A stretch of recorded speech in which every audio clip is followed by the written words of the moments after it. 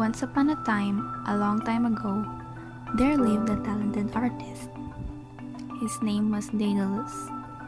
He used his art to make buildings and temples. He was a great Athenian architect and inventor renowned throughout Greece. But after committing a dreadful crime, he was forced to flee Athens to escape from the grip of justice. He became a refugee on the island of Crete, the land of mighty King Minos.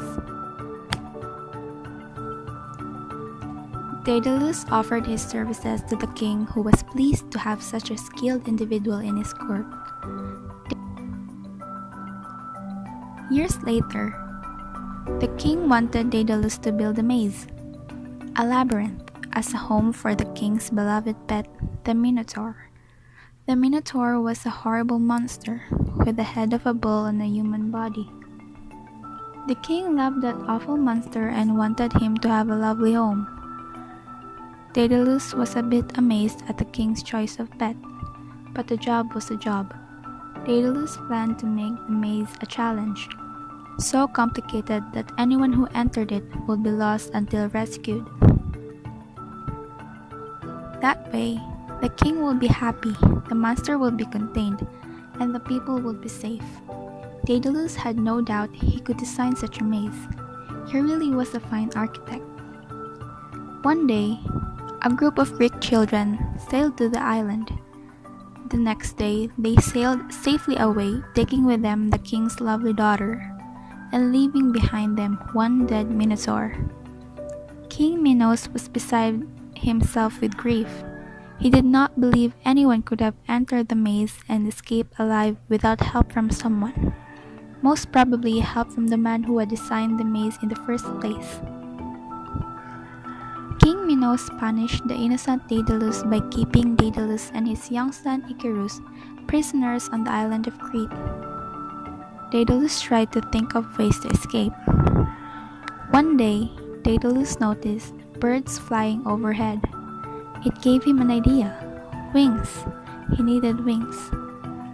Daedalus began to gather all the bird feathers he could find. He glued them together with wax. He had built 2 pairs of massive wings, one for him and one for his son.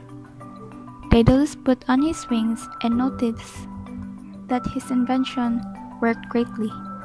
Icarus was helped by his father to put on his wings, and from him he received some advice.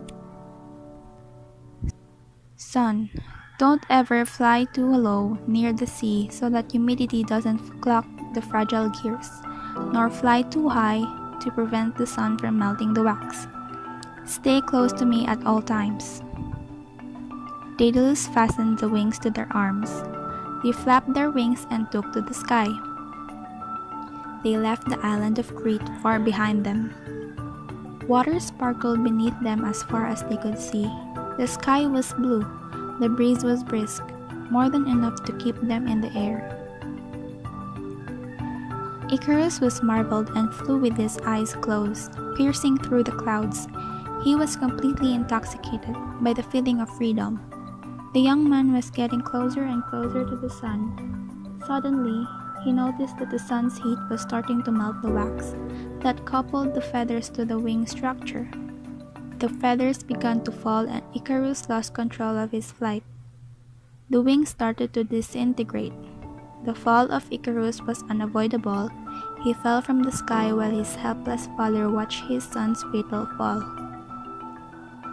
Icarus crashed violently into the ocean.